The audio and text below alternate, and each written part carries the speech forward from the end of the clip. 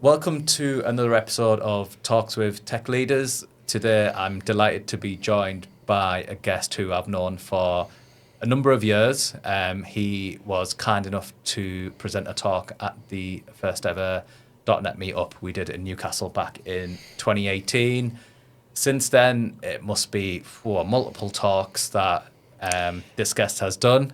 And Shorty, or Peter Shaw, I'd like to welcome you to the podcast. And that was my intro, but why don't you give us a bit of an intro to yourself as well? Before I do that, funnily enough, in the way here in the car, I was doing the math in my head, and if you combine video and live presentations, I've done upwards of 10.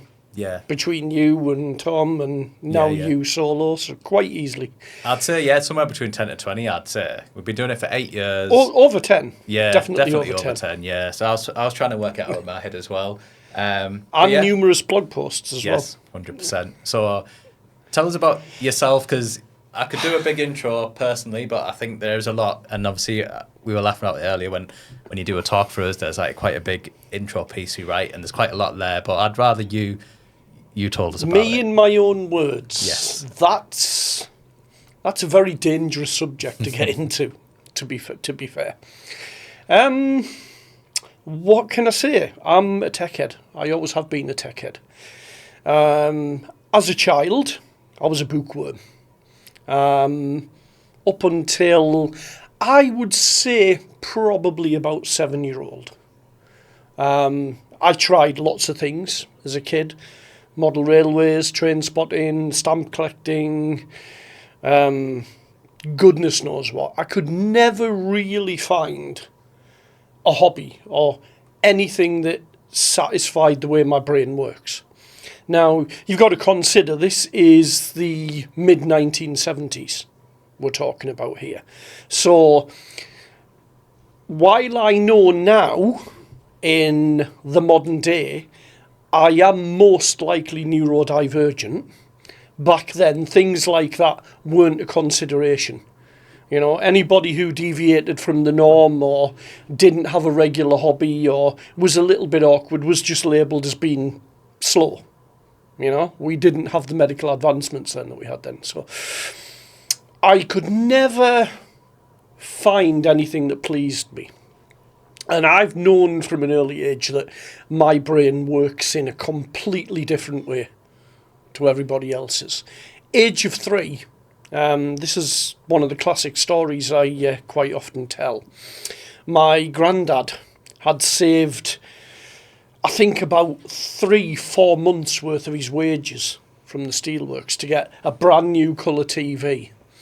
And he'd had it in the house 2 days. He went across the road to the pub for his usual Sunday pint, came back 2 hours later to find a 3-year-old me sat on the living room floor with his brand new colour TV set in pieces.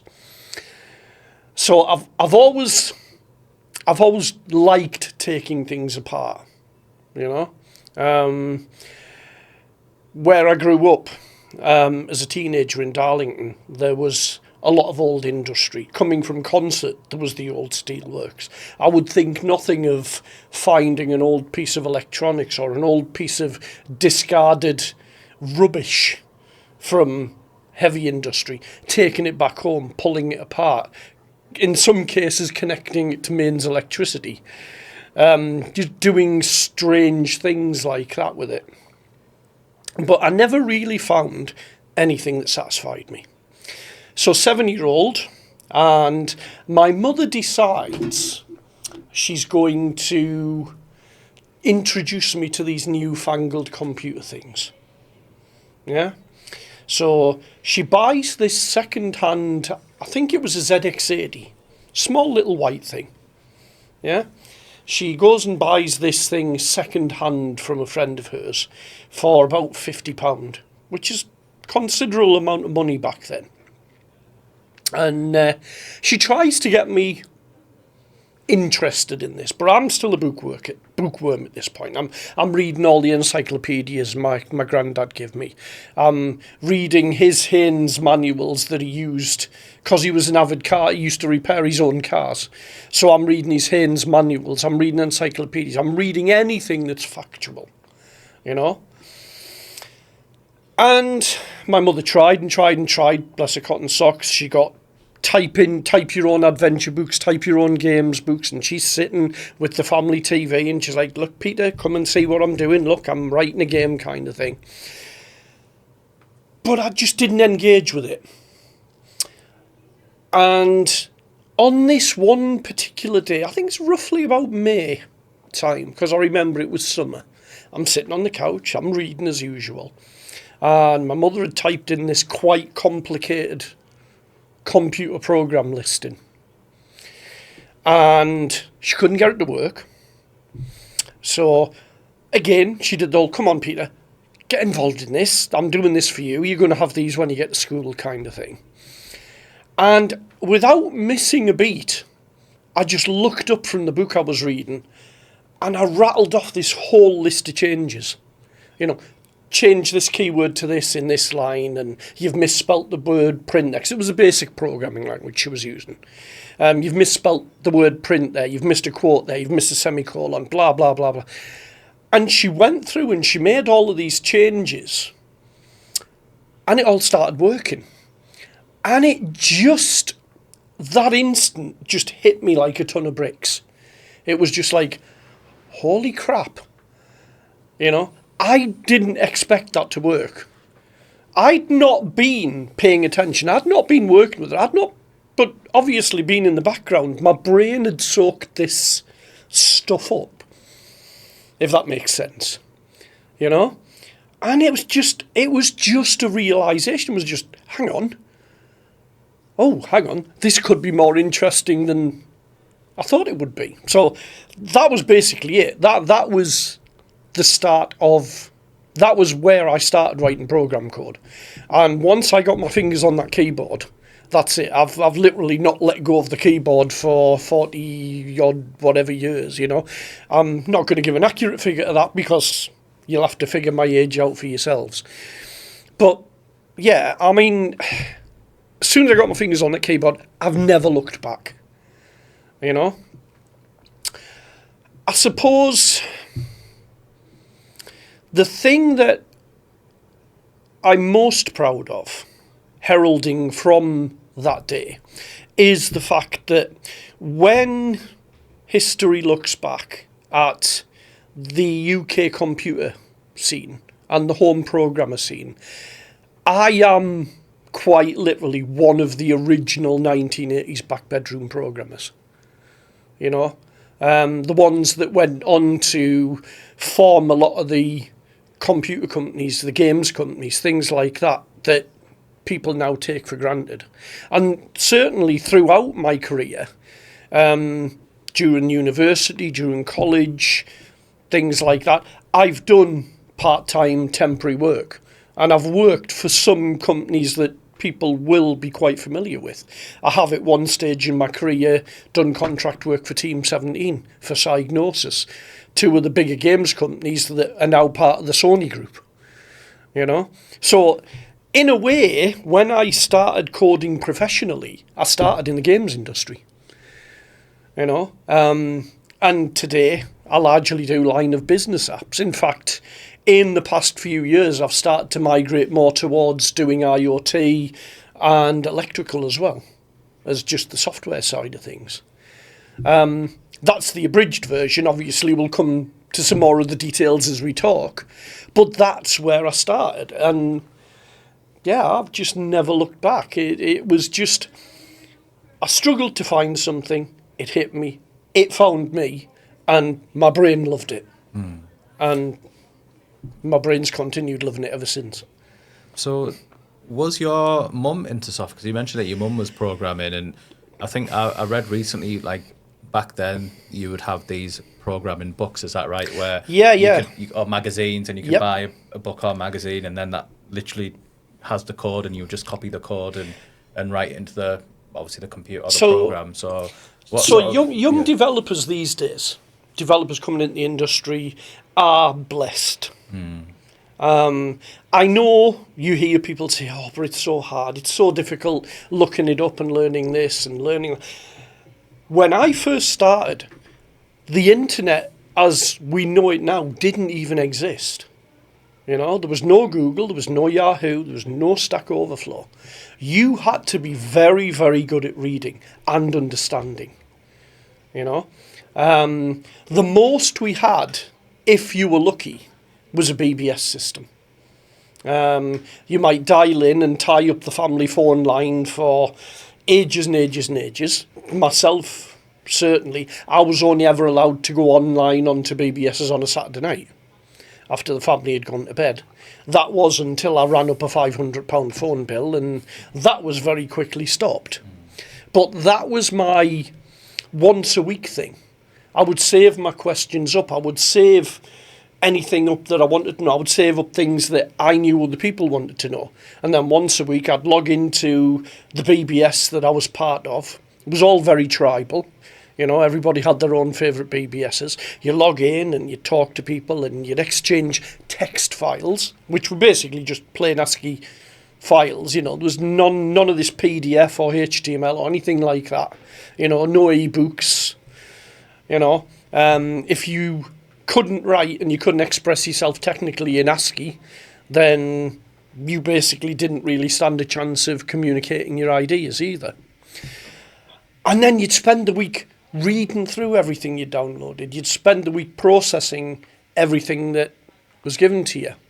And then on a Saturday, you'd get your pocket money. I, like many kids, had a paper round.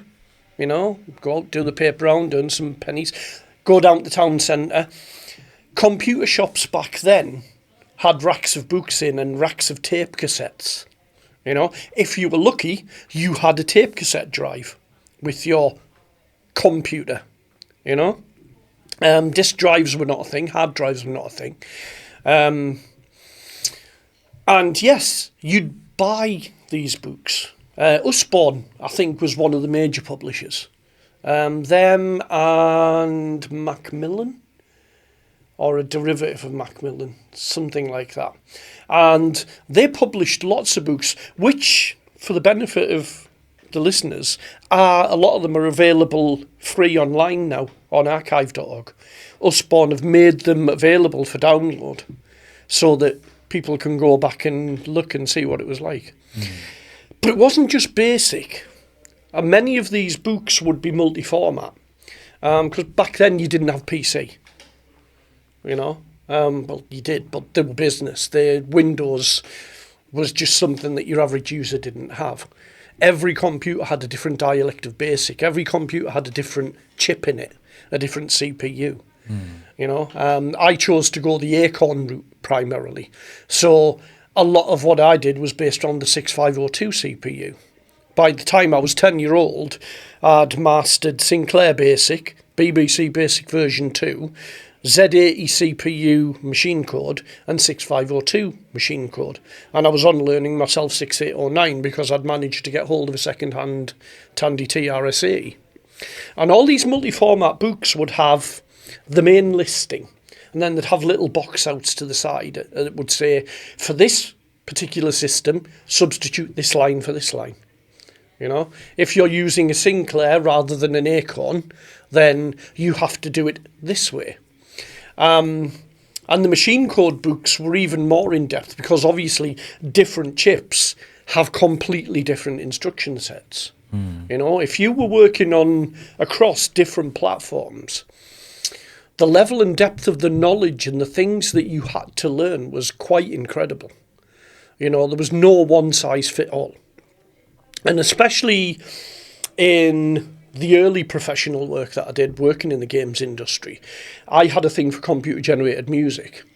You've possibly heard the dulcet square wave tones of things like a Commodore 64 or the sound chip in a BBC Micro or the bleeps and bloops of a Spectrum. Well, drivers weren't a thing. You didn't have a driver file that you just said, here, make this sound. You had to know how the chips worked. So one of the other things we would do is we would find the addresses, the names and addresses of the manufacturers or the UK distributors of these chips, and then would write letters to the real proper letters which we'd put in the post begging for technical data sheets. You know, can we have a copy, can you print us out a copy of the sheet for the 6845 advanced data link controller, which was basically the network chip that was in the BBC Model B. You know, and then we'd sit and you'd read these things. You'd lie in bed, you'd read them, you know. And you'd pore over them, you'd go back, you'd pore over them again, and you'd understand every little intricacy of the chip. You know, it's the way you programmed these chips would be they'd have like a series of memory slots in them, and depending on what numbers you put into the memory slots would make them do different things. So you had to understand all these numbers for the instructions, and then you'd automate all that in machine code. Then you'd call your machine code from BASIC. You know, things like C, C++, Python, all that didn't fly because systems like that need fast access to storage medium. Systems like that didn't come along until disk drives came on the scene and became more accessible for early computer users. So there was an awful lot of typing involved. And yes, tape cassettes were as slow as people say they were. You know, a tiny little 200-line program, you could type save, program name, set it away saving, go and have your evening meal, come back and it would be just finished saving. You know, and loading was the same. So if you made a mistake and then you had to reset the computer, it genuinely was gut-wrenching. You know, especially if you hadn't saved it, or if the computer crashed halfway through saving, which very often happened. You know, I quite often hear new developers these days will swear and curse because they've forgotten to check something into Git, or they've forgotten to update their version repository properly. And I sit there and I think to myself, you have no idea. You know, it's like that can be recovered. We can get that back fairly easy. You didn't stand a cat in hell's chance if that machine crashed while it was saving the tape. And you might think, well, can we not play back the bit of tape that's already been recorded? Well, no, because of the way it was done and the way these things were laid down on tape, it literally was completely unrecoverable. The only way was to restart. You know? The final point I'd make on that is Marshall Cavendish. They did a very excellent set of magazines called Input. There was 52 magazines. I have all of them in PDF. They're available for download if you want to go and download them and read them to see what it was like. But that was my set of Bibles. Those 52 magazines, they took me from zero to hero. You know, by the end of that 52-week course, 52 months, there was one a month, and published monthly. You know, so looking at maybe 4 or 5 years. Yeah, something like that. And they even produced plastic binders for them as well, so you could collect them and put them in the binders and put them on your shelf and what have you.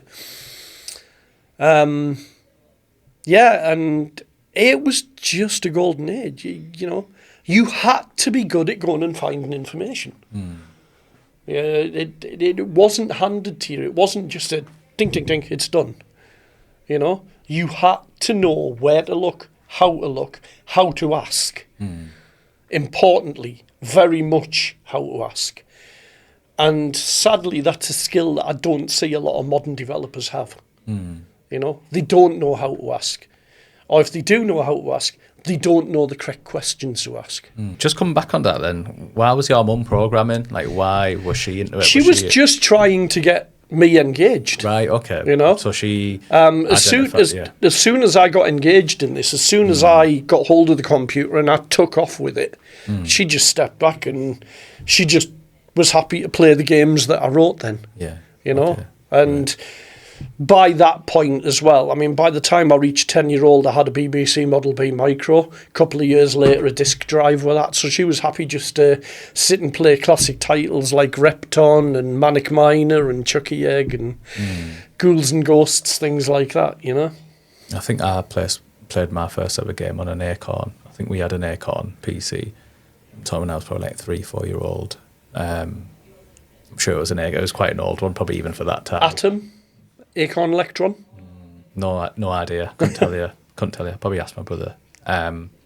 So did you go to university? Did you go to college? Did you go down the traditional route? And did you do IT or computer science? Or So through my comprehensive school years, the year that I left school, or the period that I was at comprehensive, it was sort of the transitional period when computers were first starting to appear in comprehensive schools. Like many schools, the one that I went to had a large number of BBC Model B micros.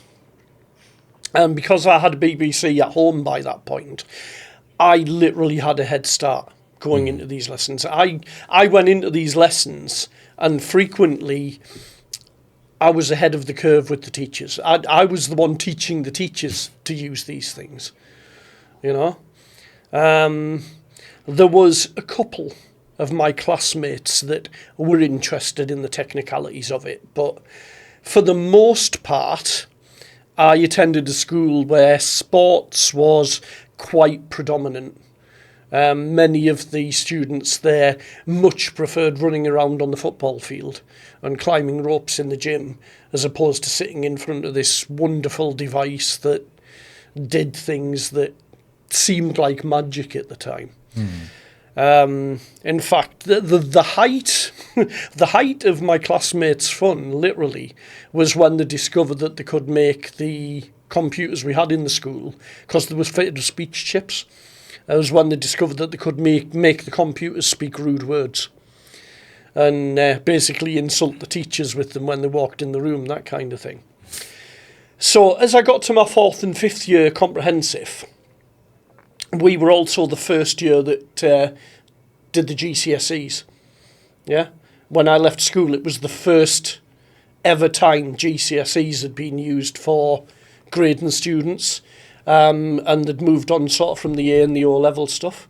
So by the time I got to my 4th and my 5th years, naturally I picked computer studies at school because by that point it was quite clear I was immensely interested in the subject. But for the most part, I went into the lessons and the teachers would be like, look, computers are there at the back, go and knock yourself out. You know where the books are. You know what you are and aren't allowed to do. Let us teach the rest of the class, you know. And I did. I sat and I taught myself, you know. There was a couple of periods during my secondary education that I wasn't permitted to do sports for one reason or another. Never did figure that one out, but, you know, I wasn't allowed, so I was allowed to go and sit in the library. Same with the school library. You know where the computers are? Go and help yourself, you know. It was at a point where I was just 100% trusted because all my teachers, all the people that looked after me at school, they all knew that this was where I basically needed to be and what I was interested in. My secondary school physics teacher, while not specifically a computer teacher, was very interested in computers as well. So up in the physics laboratory on the 3rd floor in the new block, he had a number of computers. I think he had a New Brain, a Texas Instruments, a Tangerine, and a few others sort of from the 1980s, 19 onwards, you know. And previous to becoming a teacher, he'd done electronics and things like that. So he was more than happy to take the lid off these things and actually sit down and say, well, there's the processor and there's the RAM memory and the ROM and, you know, the sound chip, the video chip, and this talks to this and this is how it would, and things like that. you know. Just myself and the few others in the school that were genuinely interested in this thing. We had this little computer club. And he really did help feed our brains with this thing, you know. I left secondary school.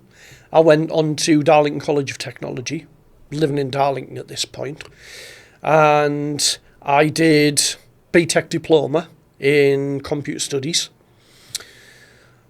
I did the first year of that, and then I went on to do the second year for the BTEC certification, and during that second year I was given a placement with a company called Aycliffe Business Systems through at Newton Aycliffe. That was when I got my first taste of computer networking. So up until that point we'd basically only done computer theory, so things like the Harvard architecture,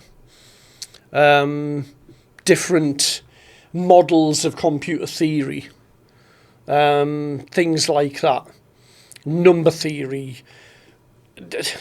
you know, a lot of stuff which I've forgotten since, but not software development. That was not the point behind computer studies. The point behind the computer studies was how the world worked, how the digital world worked, how it all fitted together. You know, what algorithms were, why we had algorithms, how to understand an algorithm and why it's important, that kind of thing. Second year, networking, communication between nodes. And at that point, I was introduced to the Pascal programming language, which today still remains one of my favourite programming languages, even though it's not widely used anymore. It was a very nice language for the time, even if it was just a teaching language.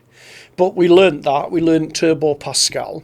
And I was also taught how to build physical networks. I mean, we're talking coax here. We're not talking modern standards like Ethernet. We're talking 10 base T, 50 ohm coax on a bus network.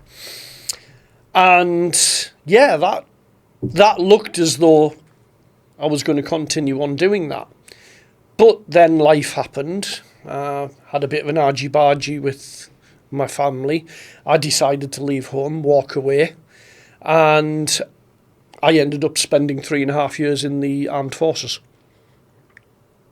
I'll not cover any of that period because it's not particularly relevant to my journey in the digital realm. But suffice to say, it was a Royal Signals brigade that I joined. Still infantry based, but it was Royal Signals primarily. So I learned things like radio, radar, things like that. And there was a lot of electronics there, and that got me more and more fired. And on leaving, about 3 3/4 of a year later, I decided to go back to university. I decided back into education, this is going to be fun. I never lost my passion for computing. But during that sort of 3.5 years, I didn't really get a big chance to participate in a lot of it, for obvious reasons. And so I went back to university, and things had changed quite a lot, you know. We're now looking the early 1990s. We're looking at the introduction of the Atari ST, the Acorn Archimedes, the Amiga range of computers, 16-bit going into 32-bit. PCs had started to appear on the scene by then. Windows 3, 3.11, 95, 98, Windows NT, so on and so forth. The birth of what you might now class as the standard computing experience. You know? And from university, like any student at university, you have to earn money, you need a place to live, you have to pay for your digs, for your food. So yes, I did a lot of part-time work. That was probably where I started doing my first contracting. You know? To me, it was just part-time gigs. I didn't really know it as contracting back then. It was just part-time jobs. You know, I did some work in computer shops repairing PCs, doing RAM replacements, troubleshooting motherboards, things like that. So when I picked my university course, I actually picked what was called a compound course.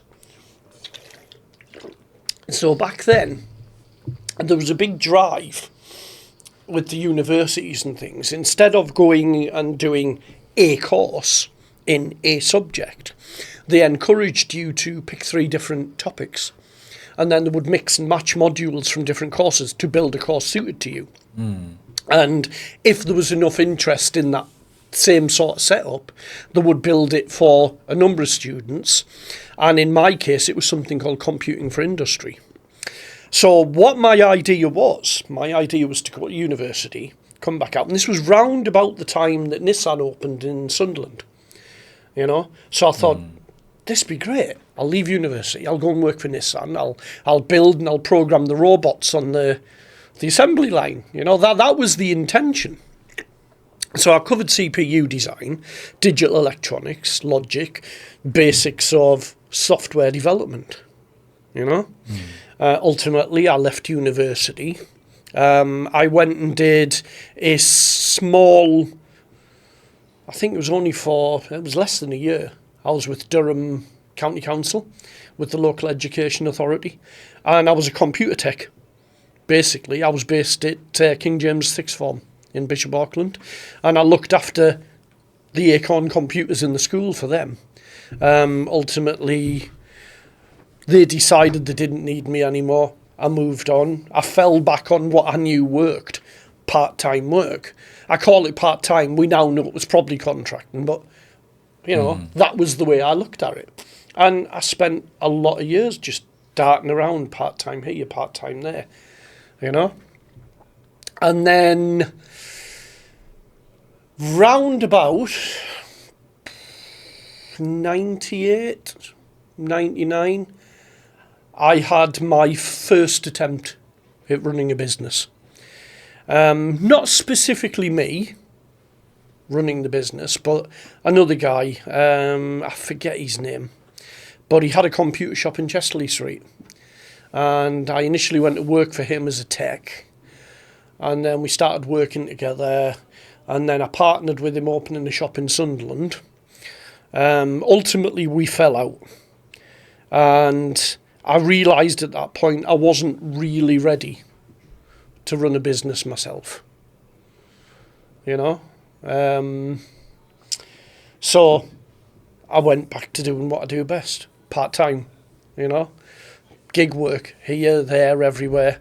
And round about 2003, I went to work for Orange UK.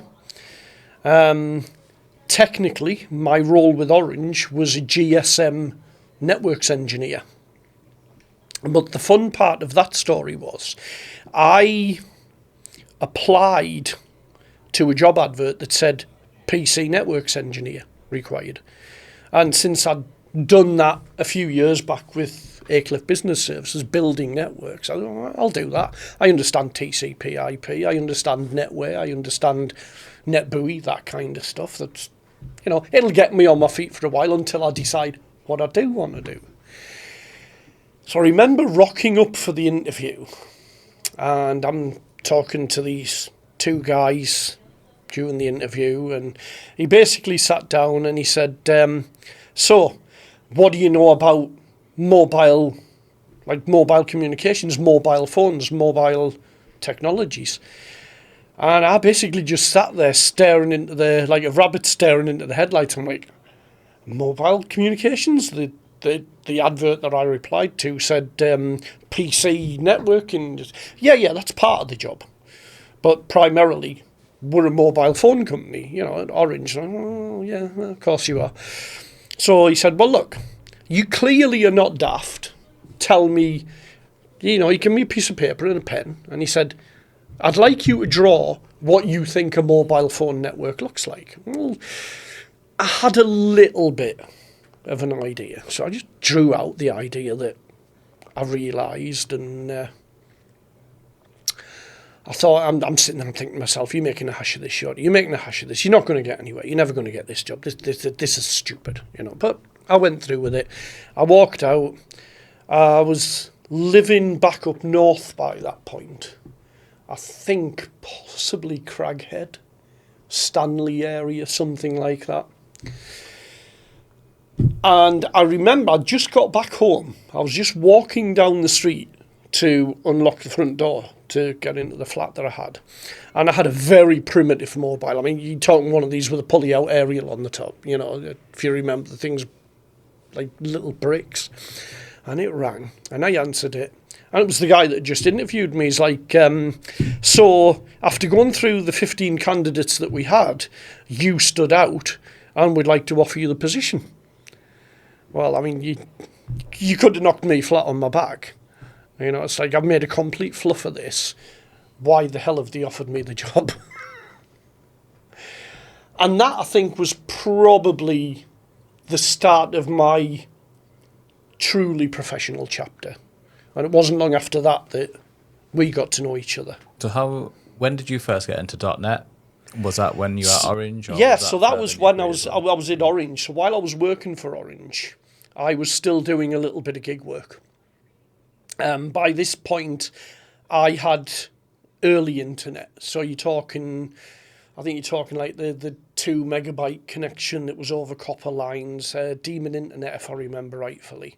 So I was doing a little bit of online work, you know, and I actually got involved in some beta testing, which I later found out was on behalf of Microsoft.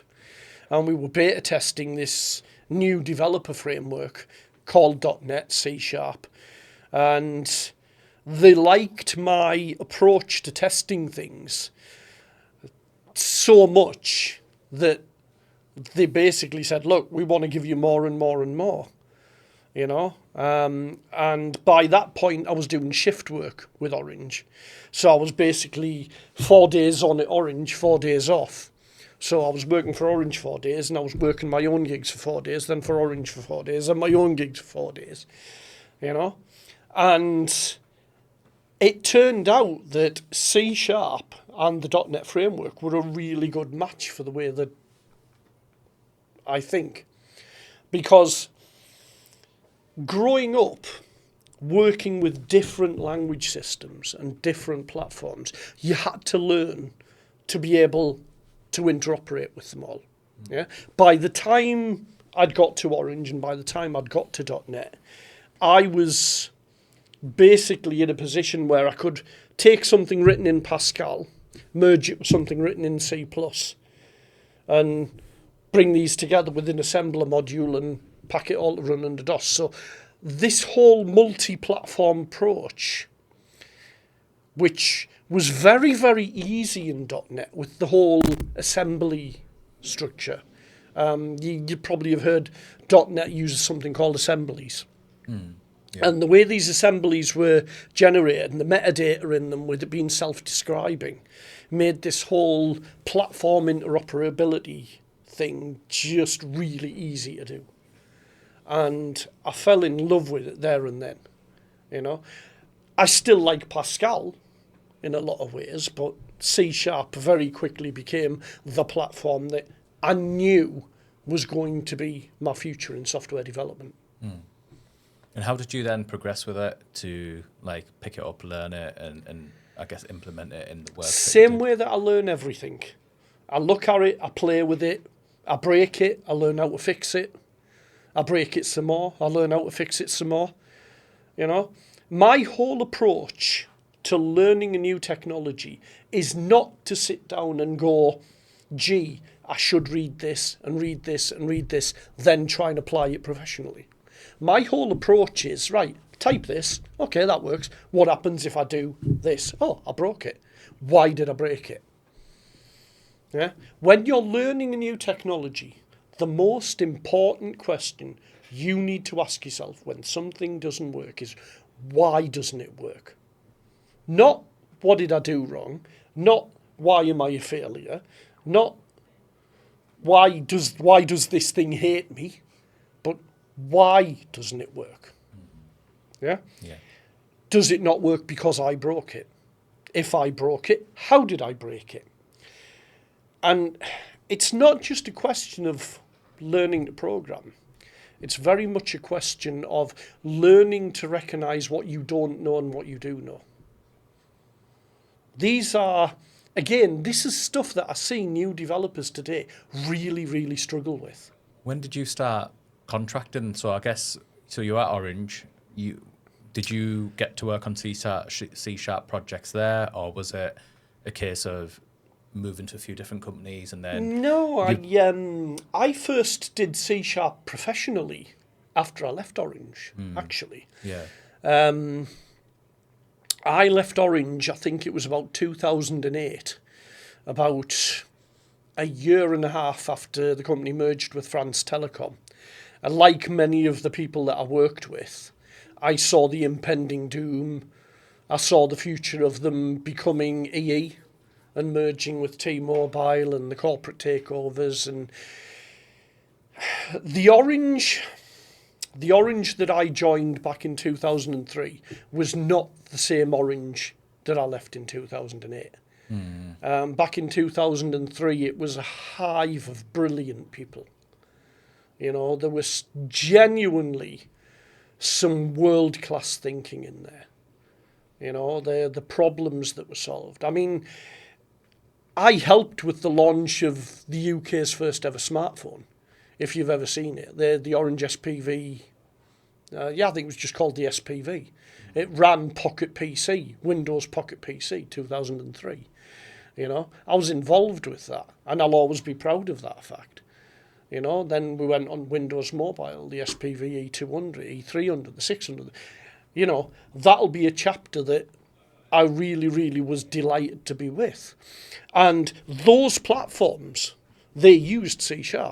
Anybody who's ever written a Windows mobile application, and we're not talking Windows Mobile as in the WinUI stuff here, Windows 8, Windows 8.1, we're talking Windows Mobile before that.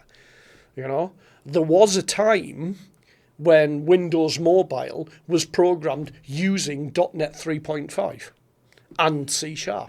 And desktop applications for them were written in exactly the same way as desktop applications for the PC. So I did a lot of experimenting with that while I was at Orange. At one point, I almost moved down to Bristol and joined the handset testing team. The guys in the handset testing team were so thrilled with some of the little utilities and some of the test tools that I'd written for these devices that I nearly ended up moving down there permanently. But corporate mergers and departmental shifts and that ultimately didn't happen. And as I say, I left in 2008. And it was at that point I chose to go out to the Middle East. And this was where the start of what's probably the highlight of my career came. I don't reveal this to a lot of people, but I led the team that developed the contactless credit and debit card. The research and development for that and for the NFC technologies in mobile phones that are so widely used now was myself and a very good friend of mine called Dave Lashley, who sadly is no longer with us. And we went out there, and it was just an idea the bank had. You know, out in Qatar, they'd built this tourist island, and they'd built like something they called Little Venice. And what the merchants running the water taxis wanted was a quick and easy way to be able to pick up a mobile phone, flip it open, tap it on a credit card to charge people for rides on the gondolas and things like that. So we were tasked with figuring out how to do this. And we took the existing EMV card standard with the chip on, the chip and pin, and we worked backwards from that, and we figured out how to make that wireless. Another company came up with the physical arrangement of the antenna and how the antenna would be powered and connected to the chip. But it was myself and David and the research and development team we had at the Royal Bank of Qatar and the Commercial Bank of Qatar that actually figured out the Java card software for this. Without going into too many details, it turns out that the team we had some staff on it from Barclays, and there was a bit of inter-business dealing and some corporate espionage and all that wonderful stuff that even today I don't know how it turned out, whether anybody sued any or anything like that, because by the end of 2008, with the financial crisis, the first thing that the banks did was get rid of the management levels, the senior levels that were costing them money. So as an expat, I came barreling back to the UK. But all of that was done in C#. All of the automation systems, all of the back-end systems to process the payments, we developed all of that in C#. And then the code on the cards themselves was done using the Java card spec. And then between the exchange between them all was done using XML and the sort of PDUs. It's like a compact binary format that the cards took to the card terminal, that kind of thing. Yeah. We developed something called Postilion, which did lots of clever stuff with the XML packets. The XML packets were converted from this binary format, BERTLV or something it was called. Right. You know? Yeah. All great fun. Yeah. All great fun. So how many years would you say you've been contracted now? Was that a contract role or was that a perm job over in Qatar? It was supposed to be a 5-year contract. Well, no, actually, it was supposed to be a permanent role, 5 years initially, but they treat it like a contract. It was weird the way they did it. I was told it would lead to a permanent job, but 5 years was all they were prepared to give me at that point. But because of the financial crash, it lasted barely a year and a half. Yeah. You know, something like that. If the 2008 financial crash hadn't happened and the banks hadn't crapped themselves, for want of a better word, who knows, I might still have been out there. You know, I might even have had my name on the patents for all this stuff by now. Yeah. You never know. But I came back to the UK and I went on to work for Tombola on return to the UK. Tombola Bingo in Sunderland. Right. That was all C#. Yeah. That was a permanent job. But again, staff cuts, moving on, you know, as the world goes. And it wasn't until after Tombola that I actually sat down and said, you know what? My contracting, I've got some money. I've still got some of my redundancy left from the Middle East. Because don't get me wrong, Kasim, I left the Middle East and I didn't do badly from it. You know, they did pay me off. They did pay me for the 5 years that I would have worked for them. You know, so I came home with quite a healthy redundancy package, and I sunk most of that into starting Digital Solutions. That was probably around about 2012. And Digital Solutions has been my business and my primary employer ever since then. Yeah. You know? So you could say officially I became a contractor in 2012. But as you can see from my checkered history that I've contracted pretty much for most of my career. You know? And during that journey then, how have you found the market? Because at the moment I'm hearing that it's pretty challenging out there in the contractor space, but with somebody with your experience, have you built a lot of contacts over that time, and is that how you tend to get your work? For sure. Yeah. I remember a long time ago, while I was living in Darlington actually, while I was still doing sort of bits and pieces of college courses, I also did something called the Darlington Business Venture, which was like you learn the ins and outs of business, how to run a business, that kind of thing. Did that on a weekend. It was one of these government-supported entrepreneur schemes, a bit like the incubators at places like Tuss Park, that kind of thing, but an earlier version of that. Yeah. And I remember one of the tutors turning around to me and saying, the one thing, if you take anything away from this lesson, the one thing you must always remember that if you're going to start your own business, you will be more than skint. You will be more than broke for the first 5 years of that business. You will be more broke than you can imagine broke being running a business of your own for the first 5 years. But if you make it past the first 5 years, you've pretty much got a guarantee that you're going to stay and that business is going to succeed. And he wasn't wrong. In that time, in my first 5 years, I struggled. You know, it was all about making a name for myself. It was all about getting out there. It was all about the networking. It was all about getting to know people.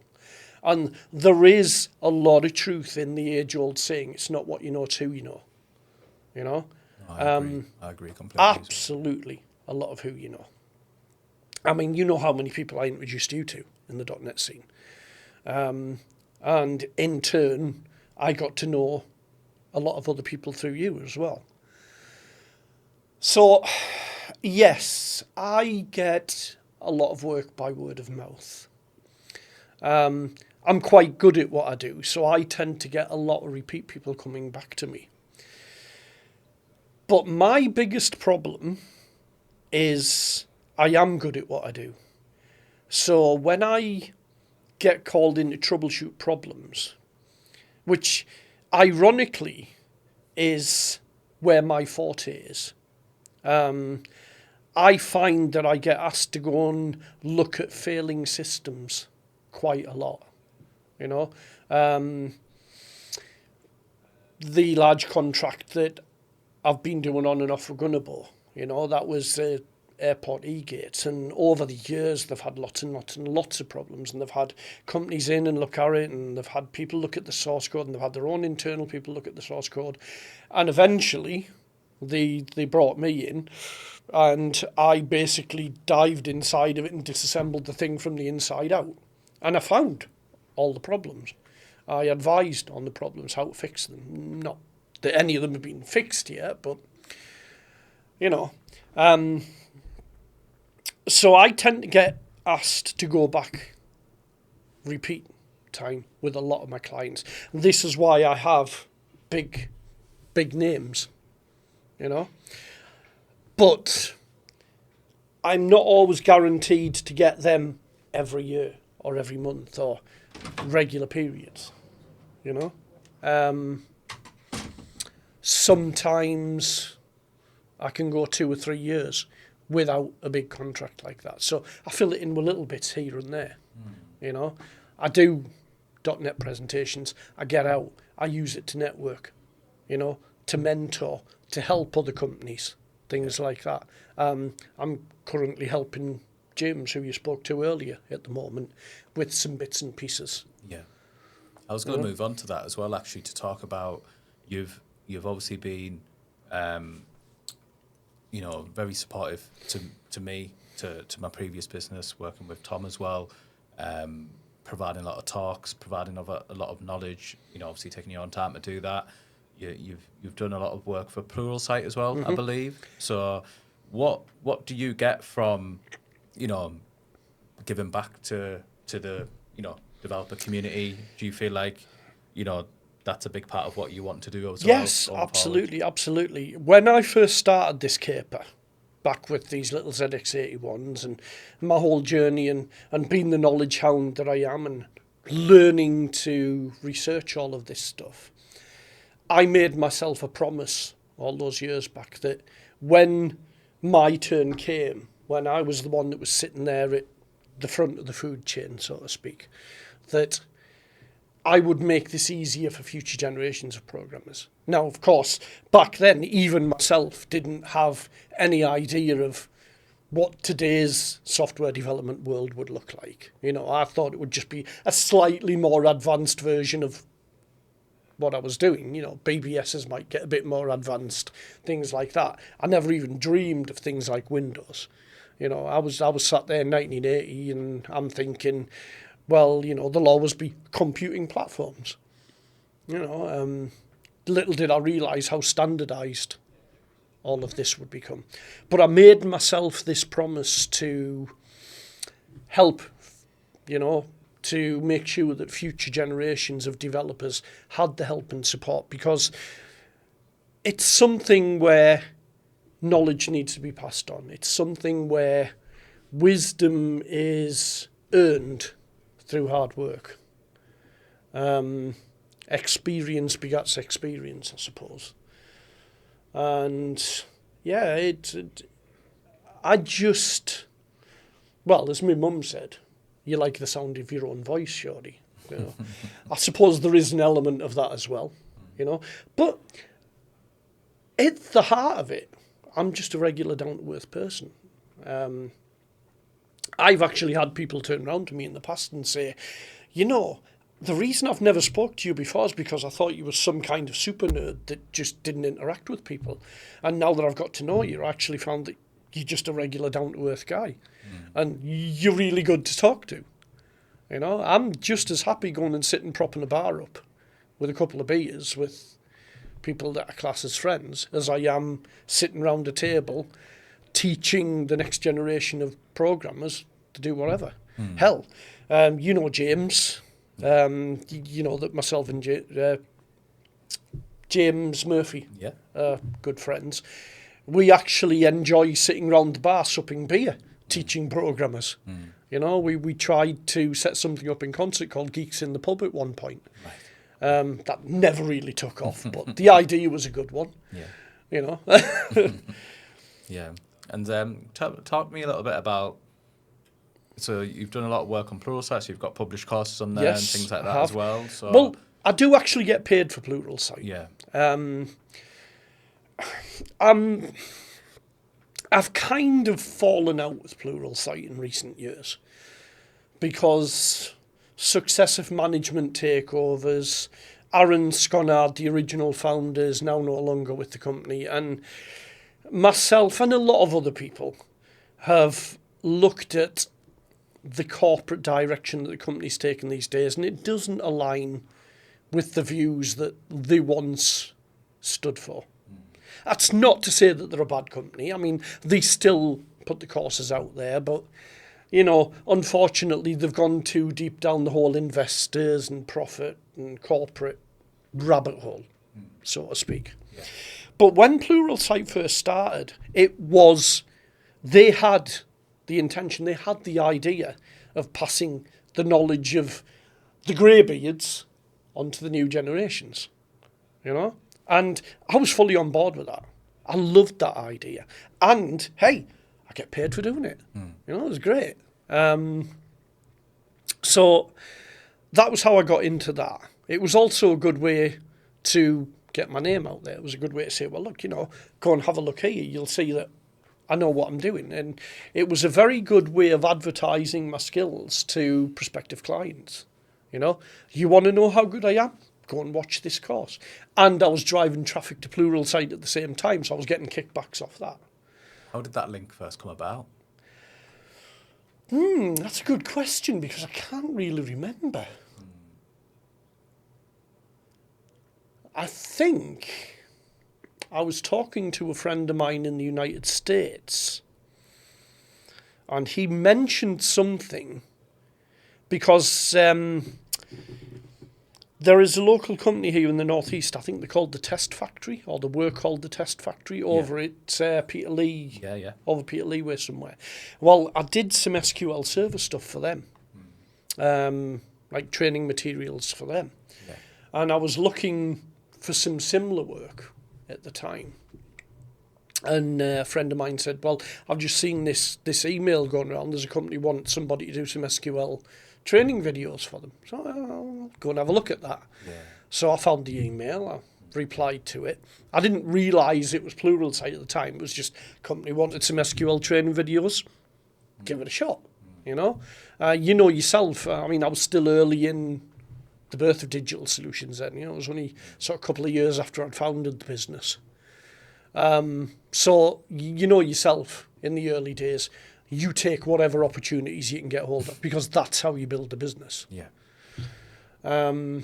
So I did that, and it turned out it was Pluralsight, you know, and ultimately I didn't do the SQL stuff, but when they found out that I had a track record with .NET, they asked me if I wouldn't mind doing some .NET. So initially, the first work that I did with Pluralsight was not actually to record courses for them. What it was to build the question and answer stuff. I don't know if you've ever actually sat and done a Pluralsight course. No, I haven't myself, but it's very popular with a lot of the companies that I work with as like a benefit, or people will use it to train their developers. So what Pluralsight do is they present the course, and they have this very particular format. They have this very particular way that they want you to record the course in modules, in such a way that you can do a module, do a test, do a module, do a test, do a module, do a test. Yeah. And in between those tests, they also have question and answer sessions. So the first work that I did for Pluralsight was actually writing these question and answer sessions. What they would do is they would send me the recordings that other authors had done. And then they would say, right, we need you to come up with 10, 20, 30, 100, whatever questions on this subject based on the material that the authors presented. And I think I used to get, I think it was something like $150 per 20 questions that I did, something like that. And this is just going back to the contract work. In some ways, I'm not really a software developer stroke programmer. I'm more of a general IT person. When people ask me what do I do for a living, these days especially, I very rarely reply that I'm a software developer, even though that's probably the core of where I come from. I tend to reply these days that I'm a technologist, because that's more descriptive of what I do. Yeah. And then doing these questions, of course, eventually the opportunity cropped up. Do you want to do a video? And this will make you laugh. My first ever video with Pluralsight was actually on the topic of automating Photoshop. Nothing to do with software development, nothing to do with C#. It was actually how to use Photoshop to create HTML templates and reusable web controls from those templates. Which I did sort of at the end of the video mention could easily be turned into web components for use with ASP.NET. But I never actually went on to demonstrate that. And then from that point on, they had me doing some .NET stuff for them. Yeah.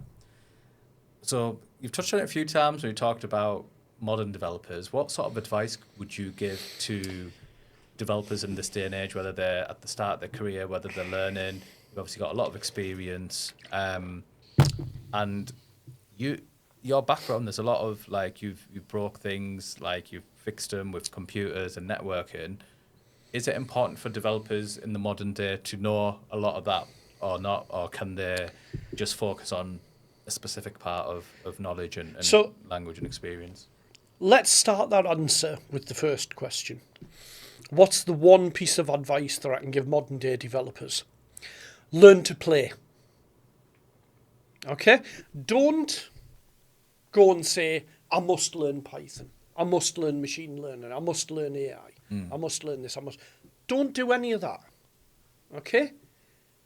Go on the internet. Find a website that interests you. Go and have a rake round on GitHub.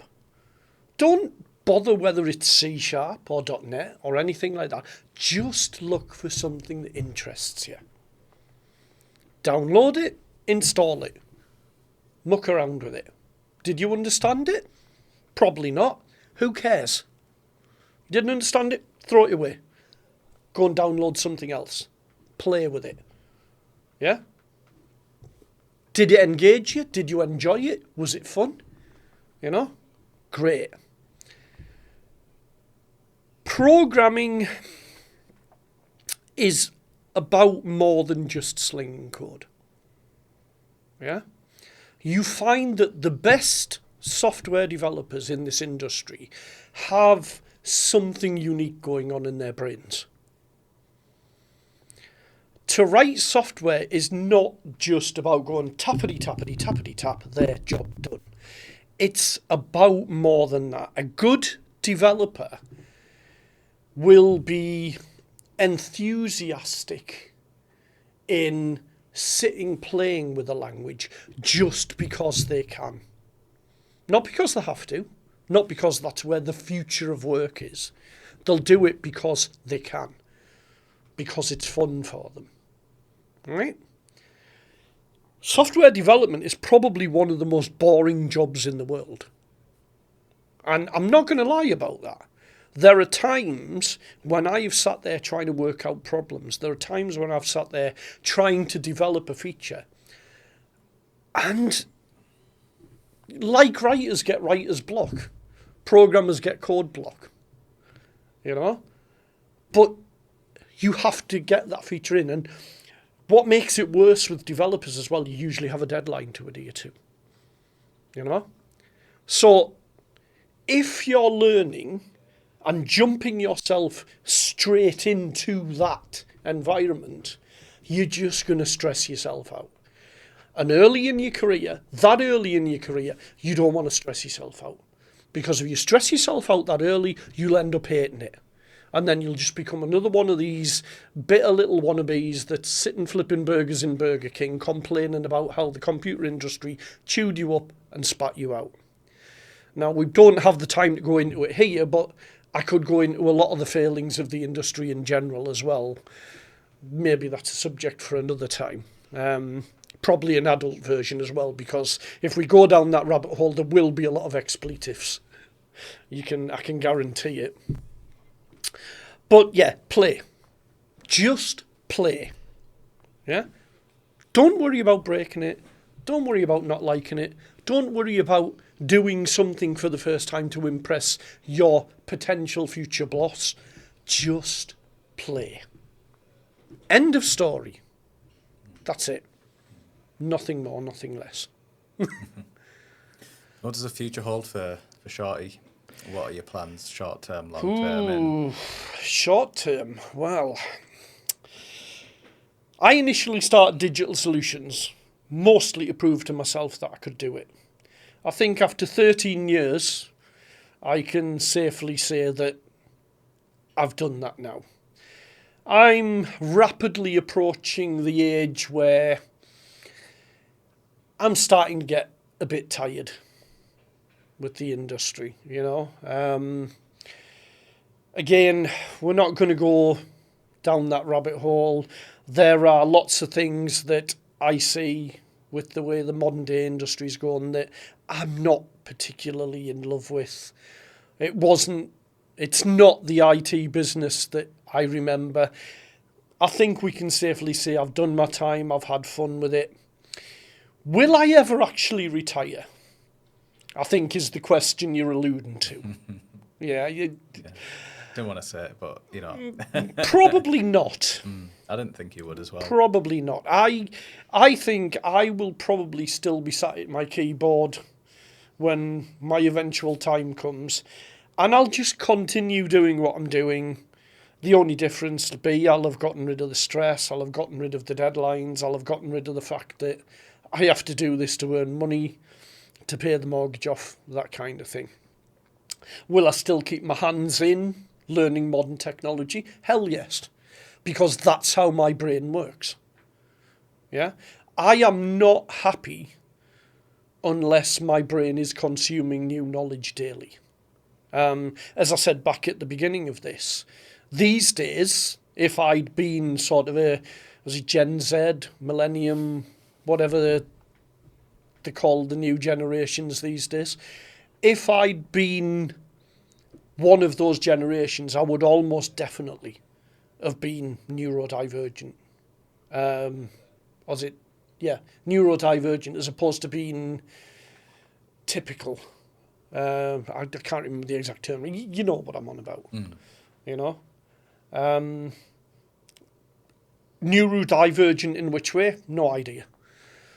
But pretty much sure I would be. And some of the best developers, I think, I alluded to just a little while ago there, to be a successful developer, you have to have a particular mindset. And a lot of the best developers, a lot of the good developers, a lot of the people that I know in the industry that are really into this, that it's at their very fibre and the very core, I could sit them in a room and say they're also neurodivergent. You know, they also think very differently to your average commoner gardener person. So it does tend to be an industry-specific thing. Long term, well, I don't know, maybe, certainly in the near future, probably wind the business down. I think I might go back into full-time for a little bit, or maybe not full-time, more like part-time. One thing I'm not interested in doing is becoming yet another greybeard manager. I really, really hate the thought of becoming a C-level person in some company that just pushes other technologists around. If I'm going to continue working in technology, I want to be down at the coalface. I want to be there where the gears are grinding and the bytes are being slung around. Because that's where I belong. It's where I'm comfortable. You'll be getting messages off me to see if you're free for a meet-up as well. So It's absolutely fine. Yeah. Absolutely fine. Brilliant. Shorty, it's been a pleasure. Loved to you listening to your background and your experiences, and I'm sure we'll be catching up shortly anyway, so thanks for your time. Yep. Anytime, Cousin. It's been fun, basically.